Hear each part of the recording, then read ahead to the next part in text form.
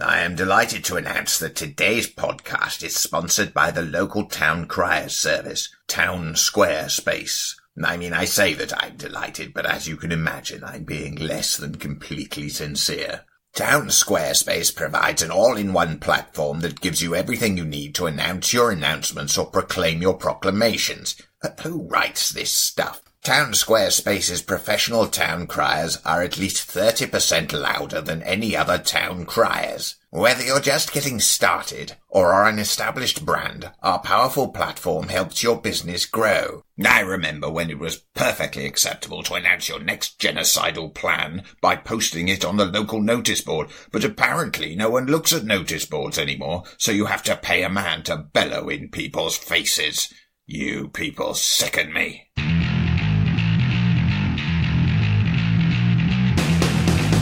Hello, and welcome to Morris's unofficial tabletop RPG news. I am Russ, aka Morris, and I am joined today by two agile yet enchanting compatriots. Yes, it's me, Peter Coffey, from Southampton Guild of Roleplayers, and having followed me here yet again, despite my many diverse and strange diversions, which included a lengthy trek through the sewers and then across the rooftops, it's the one, it's the only, it's Angus! Hey!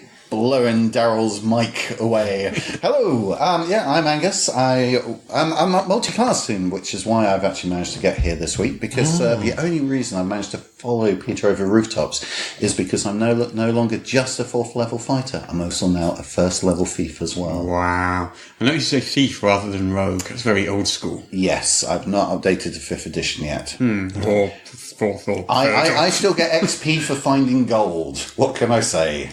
Old school. Fair enough. Angus, I have a question for you. Oh dear. What, may I ask, has caught your eye this week? This week, I'm actually going to go with a Kickstarter that launched last week. Okay. Which is for Dungeons and Doggies. Doggies. Dungeons and Doggies. And by doggies you mean... Woof, woof, woof. I see. It's a Kickstarter by a guy called Ross Thompson, he's designed a series of little adventuring companions, basically dogs in various poses that will be able to come to your miniatures table and join your party. But not only has he done that, but some of it, basically the dogs are classed. So basically you might have like the Golden Retriever Bard or a Rogue dog. And he's produced a little 5th edition supplement to go along with these, and a little 5th edition adventure that you can use with them as well. So if you actually wanted to do a Dungeons and Doggies game, you can do. And there's only one pledge level, which is one price. That's it. You get everything in there. And within days, it's raised almost £200,000. Wow. Which for our American listeners is $3 million. Probably about $275,000. Canine Champions of the Forgotten Realms. What a fantastic idea. Yeah, I really like it. It's not the first time dogs have appeared in games, though, because obviously Pugmire. Eddie Webb did Pugmire, which has been produced by Onyx Path, which is where you play dogs. Yes. And other animals, like the bunnies and burrows. Yeah. Your Fantasy Games Unlimited game. What's been on your mind this week, Peter? What's been on my mind? Well, there's many things that have been on my mind. But RPG. RPG! Oh, I see, yes.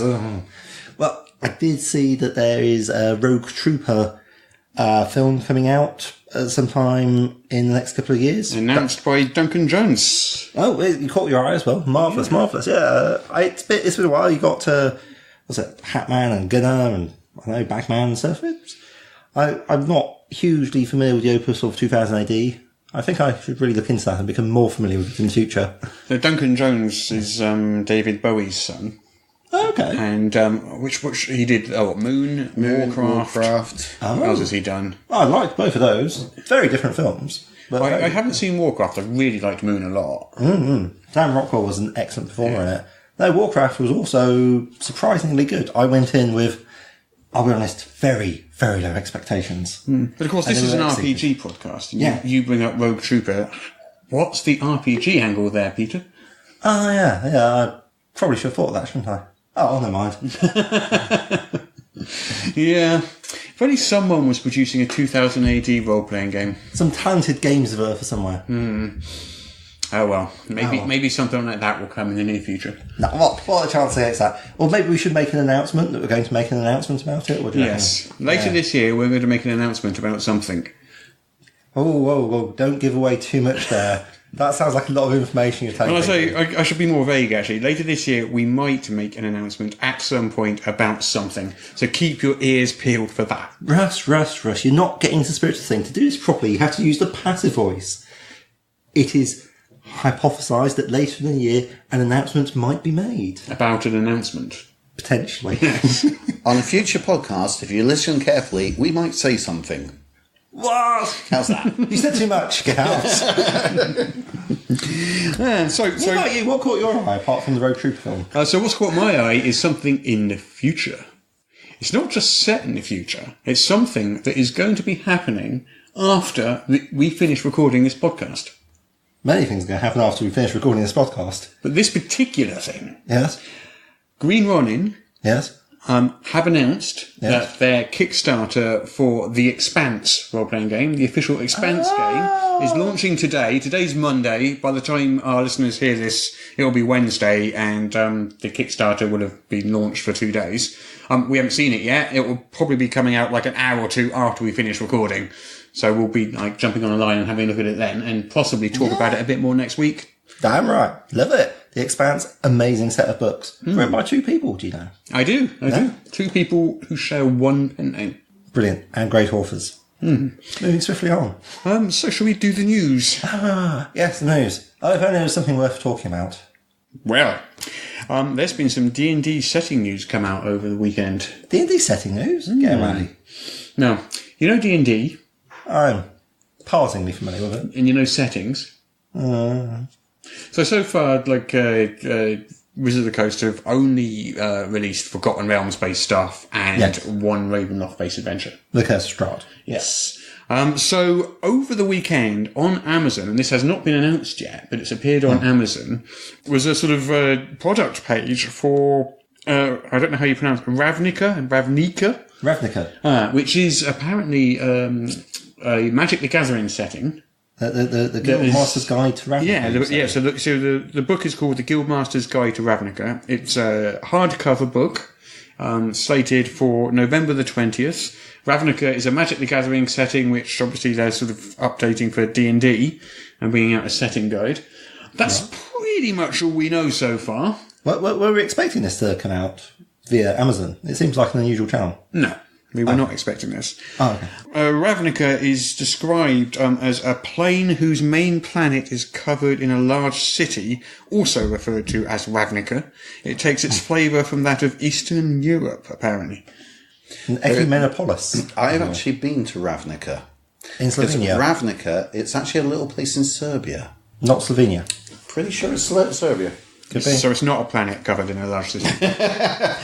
I remember I was amazed when I was travelling around Serbia and we kind of discovered this place called Ravnica. Well, it's got a lovely cover. It's got a picture of this sort of lady here who's covered in some kind of sort of spell-like arcanotechnic armour with glowing lightning all over the place. That's some thaumaturgical major punt going on right there. And if you look in the background, you can see there's a particularly handsome dragon. Yeah, there's a dragon there in the background. Yeah. I'm told on good authority that's Niv Mizzet, or Niv Mizzet. I'll be able to say that best out of 3. Niv Mizzet. Yeah. So unfortunately, that's all we really know about it so far. Oh no, there's one other thing we know about it. We know how much it weighs. Yeah, the Amazon listing doesn't tell us anything about pages or anything else, but it does give a weight of 1.25 pounds. I've got an idea. What's your idea? We can work out how many pages it's got by weighing some other books, seeing what they weigh, and finding a book that weighs 1.25 pounds, and that will tell us the page count of Ravnica. Oh, that will never work. That's scientific. It's scientific to a sort, but we need to have like some sort of copy of a Wizards of the Coast role-playing book to be able to weigh it. If only I had such a thing.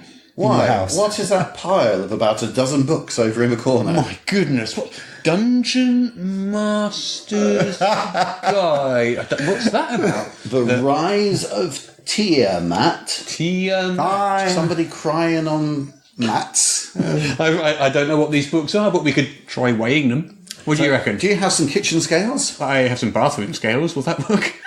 Yes, for science! Bathroom Okay. scales. The only way that's going to work is if somebody weighs themselves and then weighs themselves carrying a book. I'm going to weigh myself. I'll do it. You fools! Taking one for the team. Okay, so Peter has, for our listeners, stood up, walked away from his microphone. He's walking across the room towards a set of bathroom scales. He is now weighing himself Calibration in progress. without the book. Russ, Yes. can I just take this moment to ask, why do you have a set of bathroom scales sitting in your recording studio? I have absolutely no idea. How much do you weigh without the book? I'm paying you. That's no stress about that. I have 239.5 pounds. Okay, so pick up a random book and weigh yourself again. I now have The Rise of Tiamat. I reckon go with one of the larger ones to start with. Okay. Go with that Guide for the Master of Dungeons. Or maybe a Monster Manual. Monster Yeah, manual. there we go. Okay, Nice melee weapon, this one. right then. What do you weigh carrying that? 242.25 pounds. Which makes that book 0.75... 2.75 pounds? 2.75 pounds. So it's considerably lighter than the D&D Monster Manual. So Guildmaster's Guide to Ravnica will be like that. Okay. Okay, so let's go for a smaller looking book. Mordenkainen's Tome of Foes. Okay, Okay. let's give that one a try. Go on. This is science in action. We'll probably get published for this. We might even get a Nobel Prize. Watch us in American Scientific Magazine. Exactly. Right then. I think nature needs to make space for us. 241.5. Which makes that book 2. £2. So it's still thinner. heavier. It's thinner than Mordenkainen's Tome of Foes. Let's try Tiamat then. Let's give Tiamat a shot. That's quite a thin looking hardcover. Rise of Tiamat. Because this book is a hardcover, isn't it? The one Yeah, that's they're on Amazon. hardcovers. Okay. So we're only weighing hardcovers here. Right. How much does Tiamat weigh? 7/8 of a pound. 7/8 of a pound. Yeah, and what's that? It's not 0.8. 7/8. It's not 7/8 of a pound. We had this problem before. We had haven't this problem. Yeah. Okay, let me recalibrate. Sorry. Please bear with us a moment. In this intensely scientific endeavour, I appear to have gained 3/8 of a pound. Who knew science was so fascinating? Right, Rise of Tiamat. What does it weigh? 1 3/8 of a pound. So that's basically about the same. 1.25-ish. So- which is the same as Ravnica. So the next question is, how many pages does Rise of Tiamat have? Given that it weighs the same as Guildmaster's Guide to Ravnica. I have 94 pages. Plus a few extras. So Yeah, so 94. about 96. 96. Yeah. So I think we can officially confirm right here on the podcast, through empirical scientific experimentation, Yes. we can conclude that Guildmaster's Guide to Ravnica is a 94 to 96 page book, hardcover book. Wow. You heard it here first. Oh, well, maybe. That, gentlemen, is science. Science! Science. Yes. Well, that was fun. Hey, Has that ever been done on a podcast before? please, God, no. So the new book's going to be 96 pages, hardcover, full colour as all the D&D books are. One thing that I was surprised at is it's taken so long for Wizard of the Coast to actually produce a retail Magic the Gathering setting for D&D. Yeah, I mean, Because, they've done a few PDFs, headed up by James Wyatt, I believe. I think there's been 4 or 5, maybe even 6, I haven't counted, but there's several of them. They're quite sort of chunky PDFs, well laid out, full of races and setting information from each of various Magic the Gathering worlds. Yeah. But they haven't released anything in hard copy at all. Yeah, now, I must say, one of the things that a lot of people thought when Wizards first brought TSR back in the late 90s was that they were going to start doing Magic Gathering settings. Yeah, they have, for whatever reason, held off until apparently now, which is great. Now, a lot of D&D fans might not actually know what Ravnica is. I am one of those people. And you are, yeah. Now, I loved Magic. I've played Magic a lot. But I believe, Peter, you've looked into a little bit of Ravnica behind the scenes, haven't you? I might have. I'll admit nothing. Okay, I'll tell you all. I'll tell you everything. Okay. You will tell us everything. All right, calm down. So what it is the whole idea about this whole Guildmaster's guide to Ravnica is there's 10 guilds. There's the Boris Legion, which is a sort of a zealous constabulary. The Cult of Rakdos, which does catering, entertainment, and assassinations. Catering, entertainment, and assassinations. Obviously, these things co-locate. I wish I was making this up. I suppose you could poison people. Yeah, you sort of have the Gruul clans, who aren't really a faction, but they are. They're former druidic types who are responsible for the wild places, fallen from favour, and now they're reavers. You've got House Demir, which does espionage, smuggling, burglary, counterintelligence, assassination, and other illegal services. All my favourite things. I know, right? Founded by vampires. Wow. I know. Then you've got Izzet League, civil engineers come wizards. They break the city, then fix it, as far as I can make out. They sound a bit boring. I know, like, who's interested in... Civic engineers. I know, civil engineers. Hey, you leave them alone. Is the next one some sort of like property surveyors or something, or a league of accountants? You're not a million miles off. Okay. We've got the Orzhov Syndicate, which I would describe as a necroarchy, which, as you all know, being a well-educated man, means rule by the dead. They're all about business, they're all about religion, and all about the business of religion. Blimey. Yeah. Extracting money from people through religious services. I'm sure that's not any sort of comment on anything. You've got the Simic Combine, who are magical biotechnologists led by a mad science merfolk. Then you have the Azorius Senate, who appear to be the actual government Right. of the rest of these various lunatics and people. Then you have the Golgari Swarm. The what? The Golgari Swarm. Okay. A necromantic swarm led by, and I quote, a god zombie. And then you have the Celestia Conclave, which, as far as I can make out, is a hippie cult of dryads. Right. Okay. So one of the things that, that's a lot of different guilds. That's 10 different guilds. There's a lot of different things going on. Now, of course, the guilds in the actual Magic the Gathering game were combinations of the colours, because Magic the Gathering's got 5 different colours, which are different spheres of magic. And combining the colours basically makes different slants on what you can do. You've got what? Blue, black, white, red, green. Yeah. And it corresponds to fire, water, air, earth. Not in that order, but yes. No. But also, one of the other things that Magic is famous for, apart from being very good at having fantastic artwork, is they've come up with loads of different kind of like creatures and kind of like, and also races and various bits and pieces. So, will you be able to? Do we know if we'll be able to play brand new races within the Ravnica setting? We do not know. We do not know. The problem is this has not been announced yet. All we've got is this product page on Amazon, which gives you got the cover, a very brief sort of back cover blurb, and the weight, and the fact that it's hardcover and has a release date of November 20th. However, we do know that supposedly we're supposed to be getting more information about D&D settings on the 23rd, which is today as we're recording. By the time people hear this podcast, they will probably actually know an awful lot more than we know right now as we speak, because, it's going to be later this evening, our time, when all this information really does sort of properly get announced. This is your editor, Daryl, here on Wednesday, and I just want to let you know Wizards of the Coast have made their announcement, and no, we really didn't learn anything else. The guys covered everything that was in the announcement. So I would like to take this opportunity to take part in one of those fine traditions that we've built up on our podcast, on Morris's unofficial RPG tabletop talk. Hey, I got it right. And if you subscribe to our Patreon, you can hear me yodeling that at some point as well. True story. I would like to indulge in some baseless speculation, based only on my own cleverness and the names. Well, what would be fun is if we revisit it next week and see how accurate we were after the announcements have come out later today. So basically, anything we say from now on, we'll make it up. We don't know. Which is pretty much the same as anything we've said up to this point. I'm cut. It's so unfair and accurate.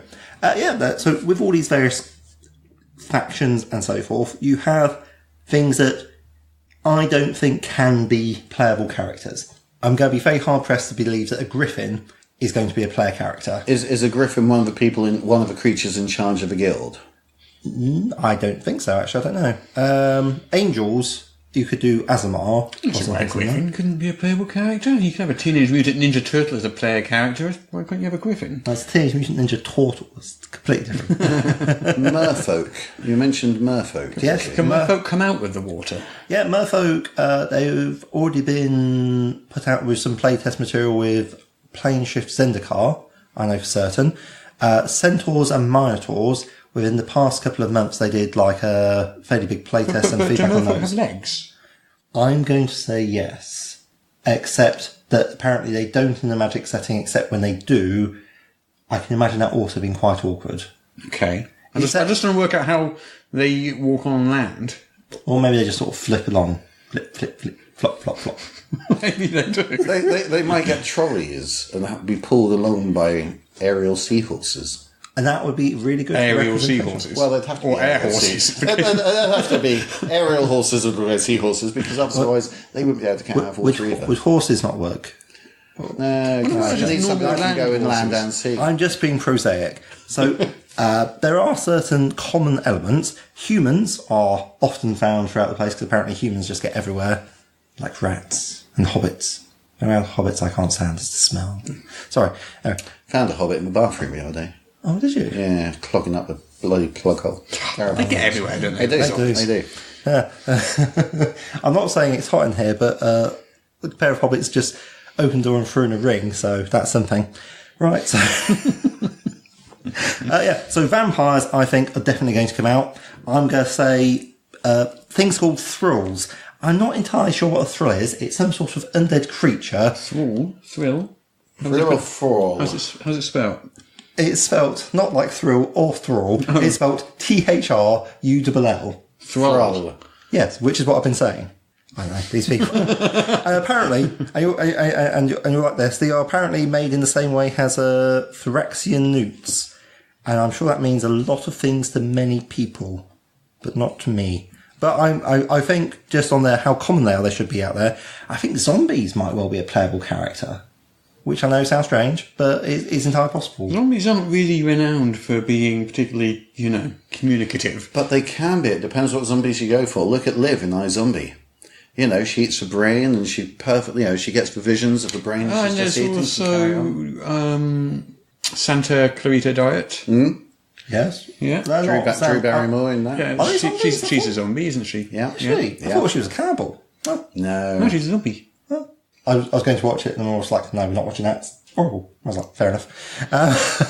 It's very, very worth watching. It is quite funny. Yeah. Fantastic. Fairies and a new variety of goblin, I think. Okay. So we'll have that.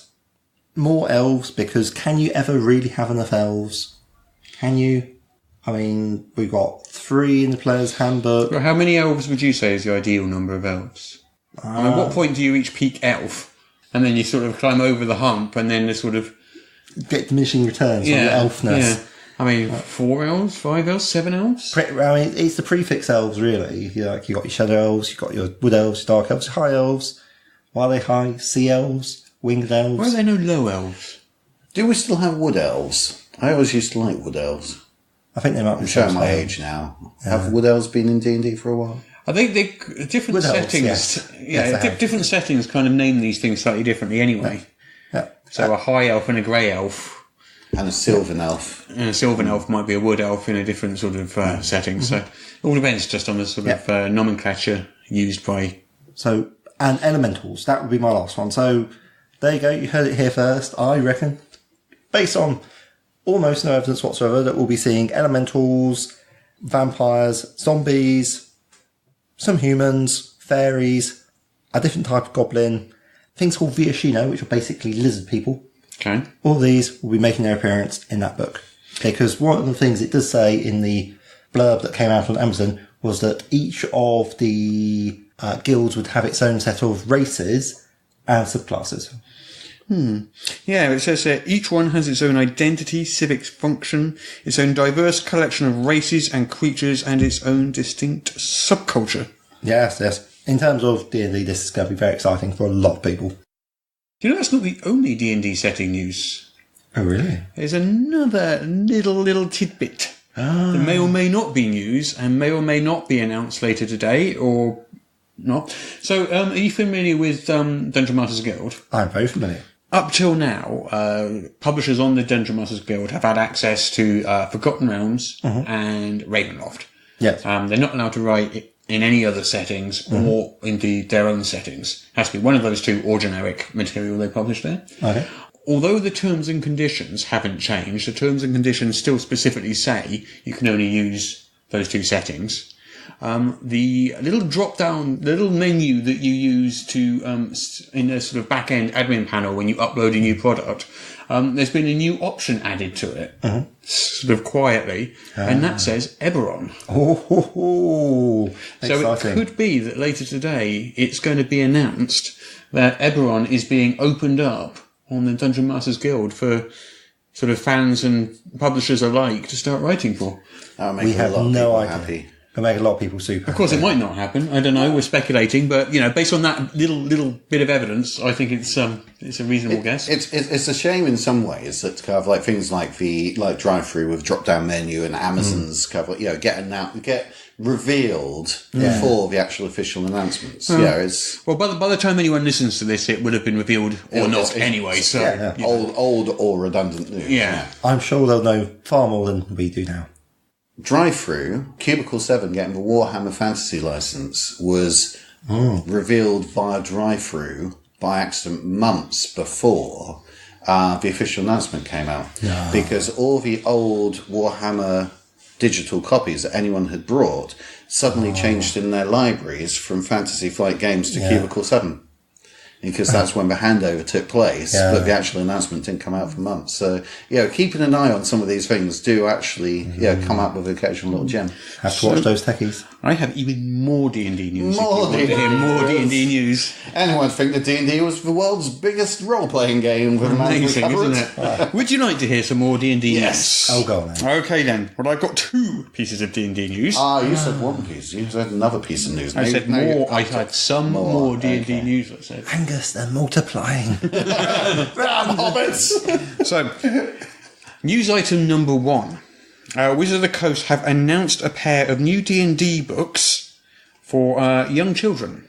So these are designed to teach kids the alphabet and numbers using D&D fantasy adventures as a basis. And they're called the ABCs of D&D and the 1, 2, 3s of D&D.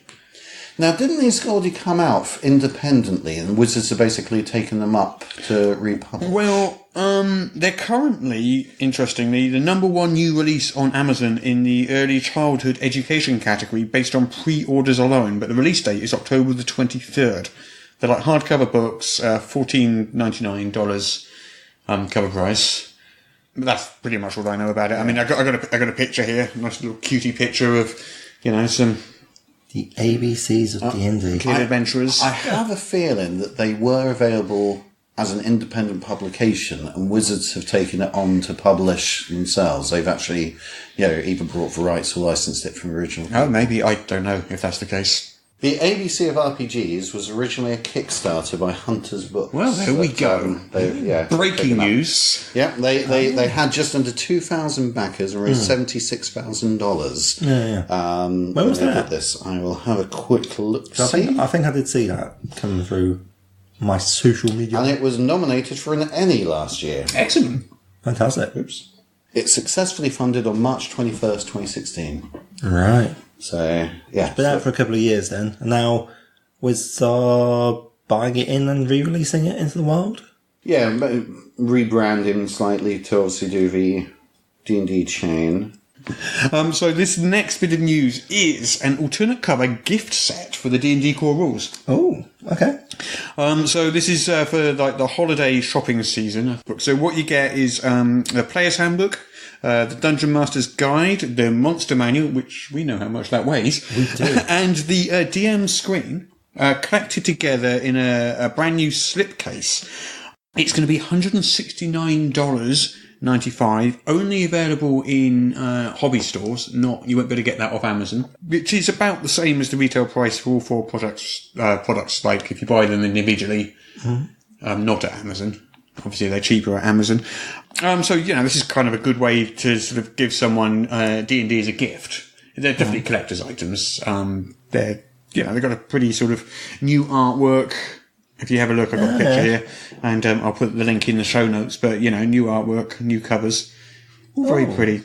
But there was another bit of news which I believe you mentioned to me earlier today, Angus, if you wanted to bring that one up. Yes. One of the big news that came out towards mid last week was the announcement by Amazon Studios that they're going to be doing a new TV series that they'll stream on their platforms of Tales from the Loop. That is exciting. Yeah, I do very, very, very much like that. Now, Tales from the Loop has been a multi-award winning role-playing game. It's actually based upon artwork by a guy called Simon Stalhag, I think his name is. Which it's very distinctive, isn't it? Yeah, it's the artwork is very, very evocative. It shows a kind of like an alternative 1980s that didn't exist, where there's kind of like machines and also some creatures as well, but kind of like quite a weird technological, alternate past.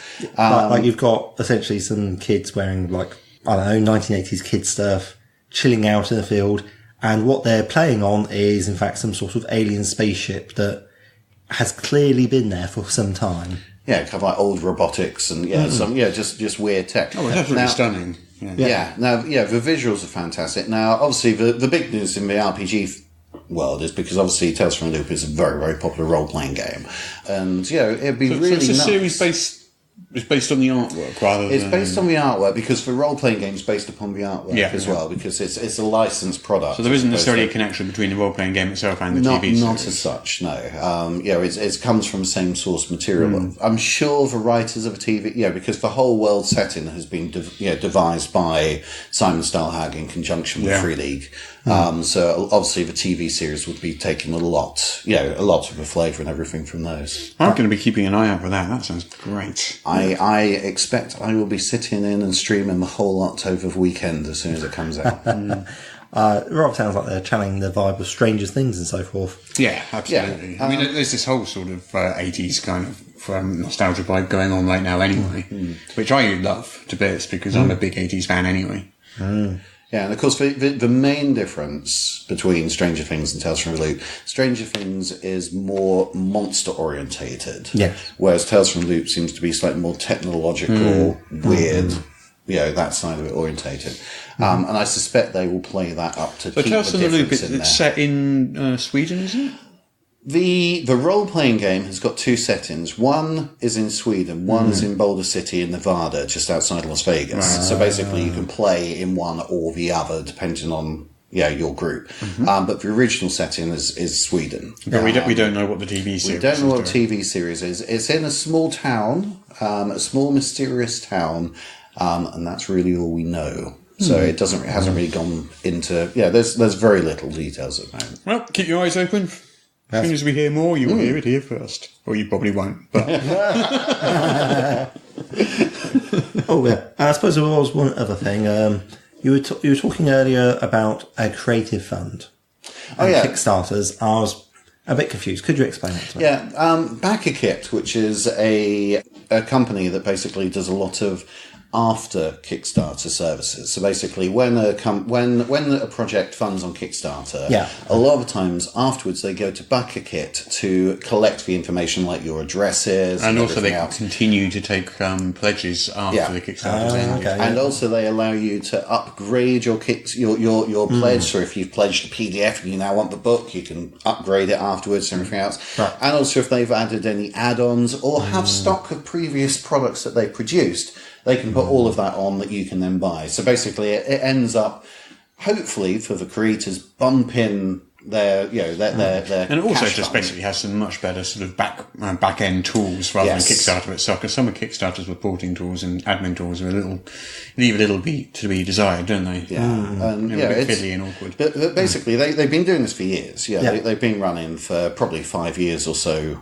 through BackerKit. But what they've just started is Creative Fund. Now, Creative Fund, what they're doing is they have a website, Creative Fund. They have a Patreon as well that they're doing as well to help raise some funds and awareness for it.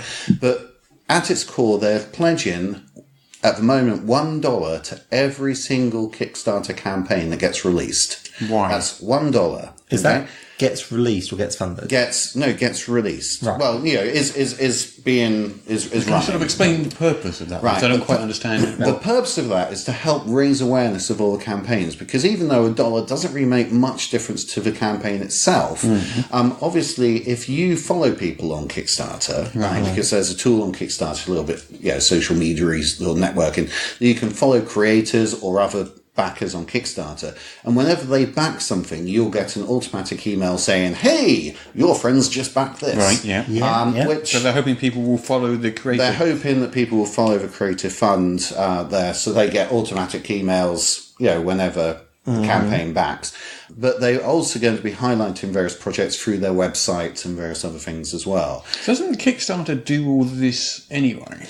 Not It doesn't email you specifically, but you can certainly go and see the latest Kickstarters. You just on can one do, page. but the thing is, there's so many Kickstarters come out that it's very, very easy to miss stuff. If you, because for instance, But if this creative fund is supposed to be doing this with all of them, you've got the same argument there, surely. you will be getting a lot of you'll be getting a lot So of emails. it's exactly the same situation, surely. But with Creative Fund, at the moment they're just doing $1 for every campaign. What their Patreon is there for is for every $2,000 in backing that they get from Patreon, they'll add a second, another $1 onto a backing. Right. So if they're making $2,000 a month on Patreon, they'll do $2 for every campaign. So does this mean that my next Kickstarter is guaranteed to make at least $1? You will get at least $1 backing. Wow. Well, I'm doing it then. Yeah, let's do it. I was on the fence, to be fair. Now I know that $1 is in the bank. It makes all the difference.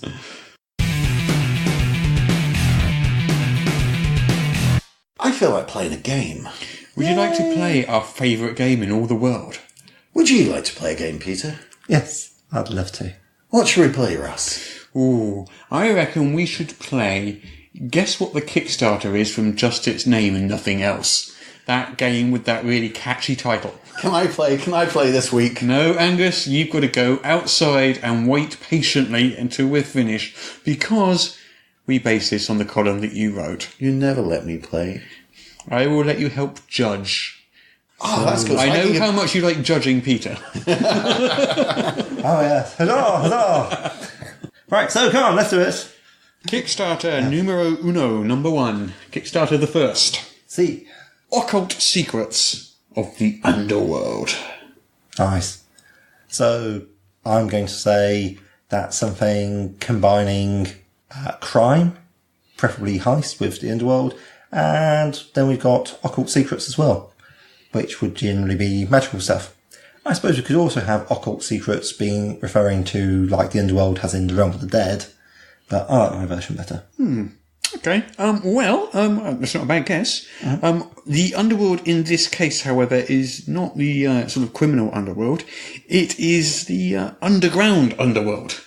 Okay. Obviously, basically, it's the Underdark, if you're a D&D fan, but they're not using that term. Okay. So this is for 5th edition and Pathfinder.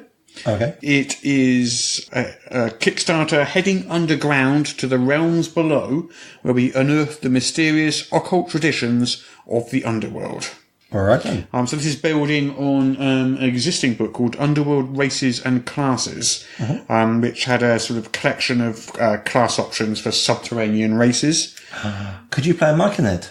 That's a mushroom person. I do not know. You can play these things. You can play a Zwerg, a Vestrades, a Verneblin, Cradle, Hoiral, Perfidious Gitwork, a Mighty Funglet, Speakers for the Revered Dweorg Ancestors, Okay. Dverger, Drow, Draki, Messiahs of Ashes, Dodalig, Colliators, Heralds of the Colloid, and the Ahuling Living Vampires. An important distinction. So the next one Yes. is Pathfinder RPG Dark Fantasy Adventures Collected levels 1 to 14 by Matthew A. Bogdan. What do you think that is? Going to go on a limb here. It's like, It's a pretty abstract, vague name, isn't it? I don't Dark know. Fantasy Adventures Collected. Well, to be fair, when I originally heard the thing as being dark fantasies, I was like, But no, like, oh, it's Pathfinder. It's okay. So I'm sure it's all perfectly consensual. So I'm guessing it's a collection of Pathfinder adventures for levels 1 to 14. You are correct. And I'm going to go further out and say specifically with a horror theme. Tell you what, to get the points for this one, Okay. guess how many pages it is. Ooh, can't know how much it weighs. It weighs more than the book we weighed earlier. I'll give you that. Wow, okay. So say in the order of 300 pages? No, it is 444 to 500 pages. That's a lot of That's pages. a big, big book. That is a melee weapon of a book. Yeah, I mean, these adventures are all sort of like 80 pages, 70 pages, you know, they're big adventures. That's a lot of meat to your bones. Though. Yeah. Wow. Okay, shall we move on to the next one? Yes, let's. Oh, I like the look of this one.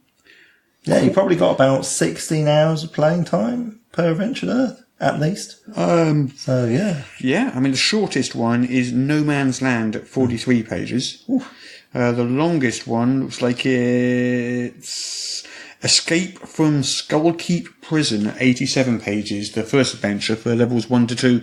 Adventurers must break into a prison that is being magically bombarded by a deranged half-orc warlock.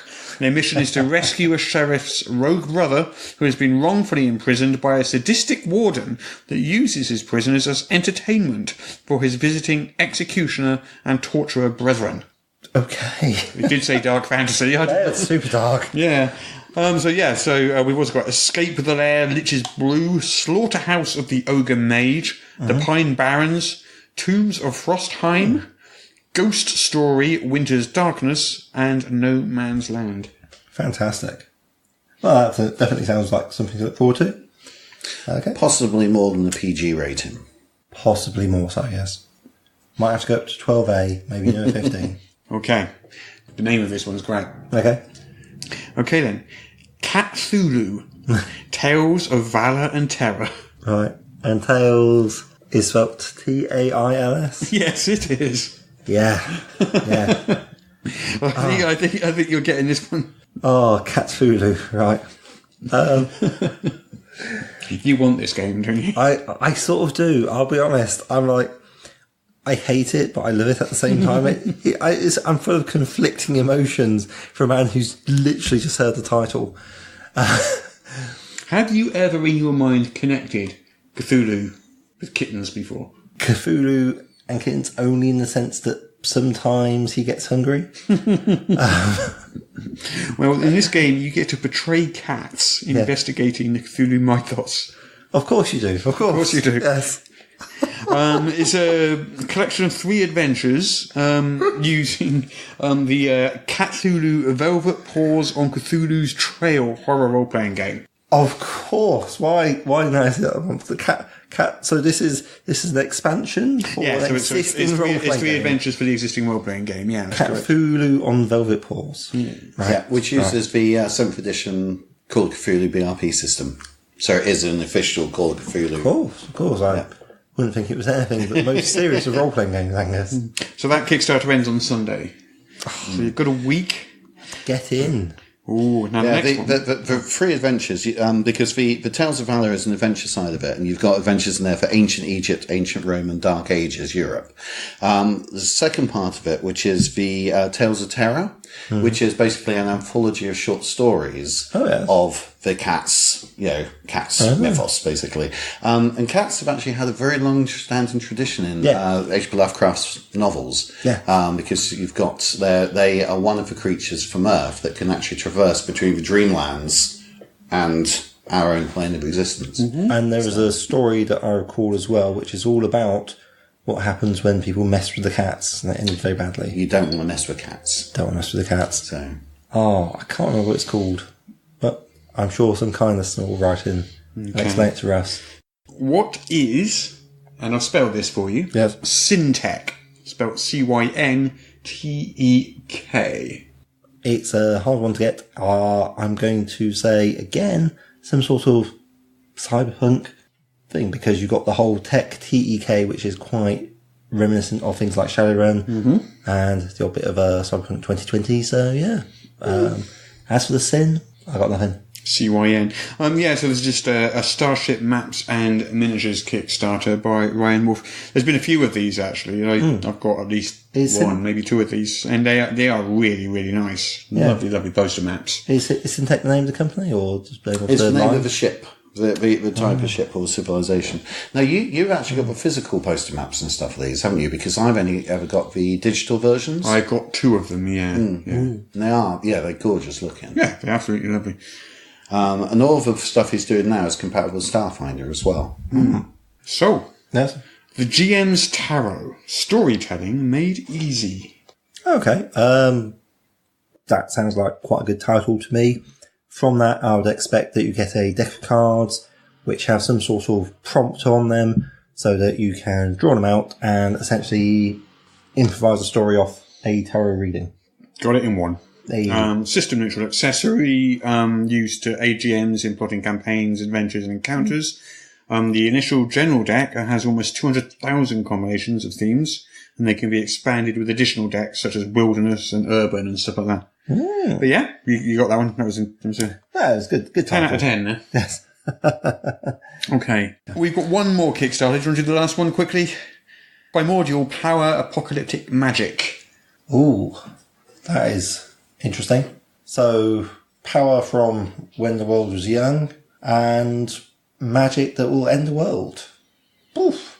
I guess it's some sort of expanded spellbook. Probably for 5th ed. It is for 5th ed.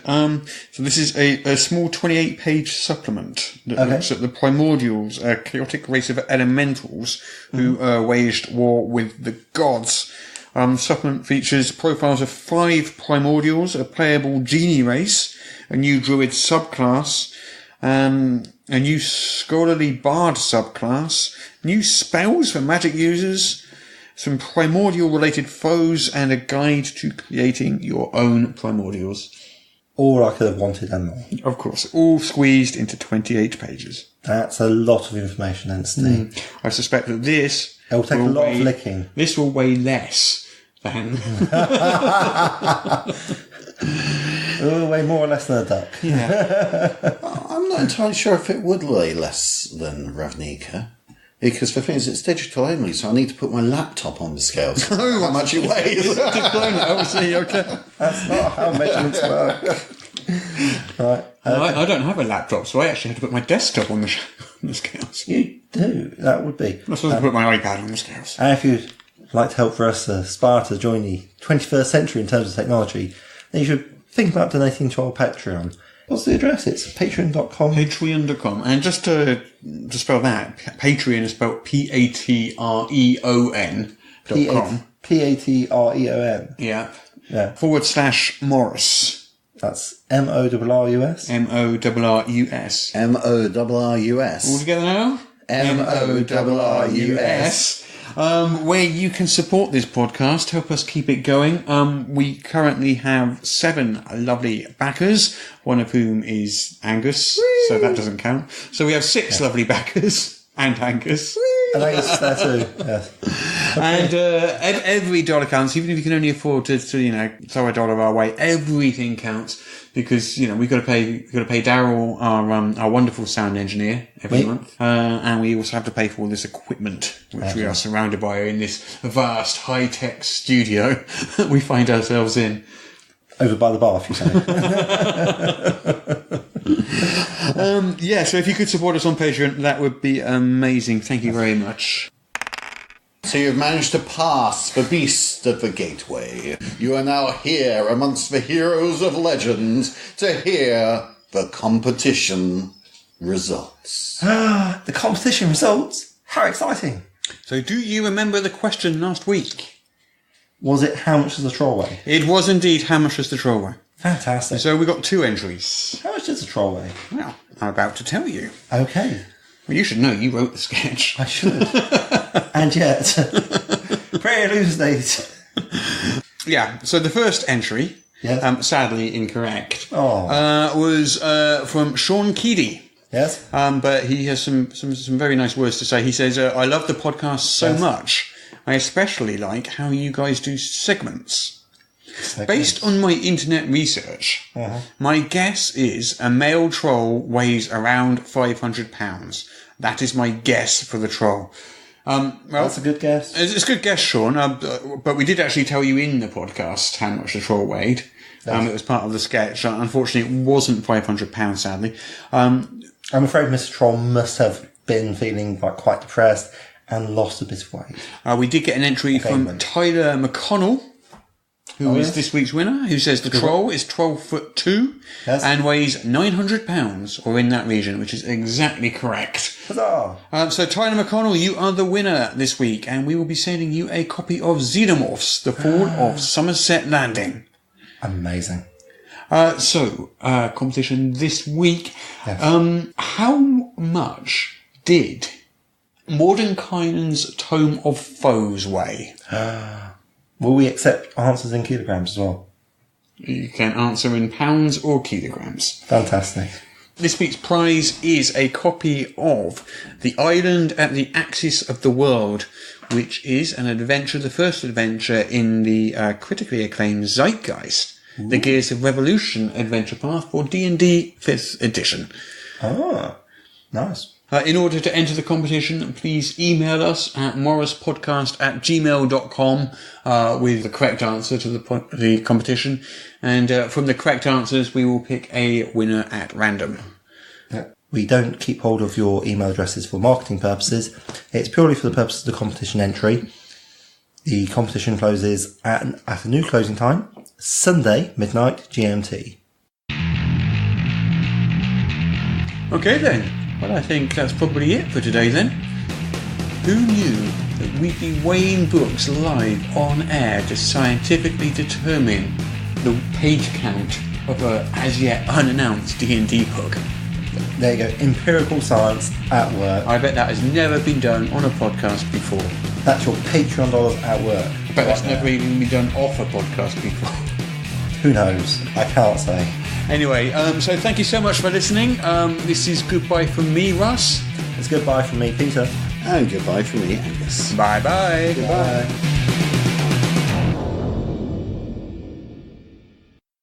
My ears hurt. That was awful.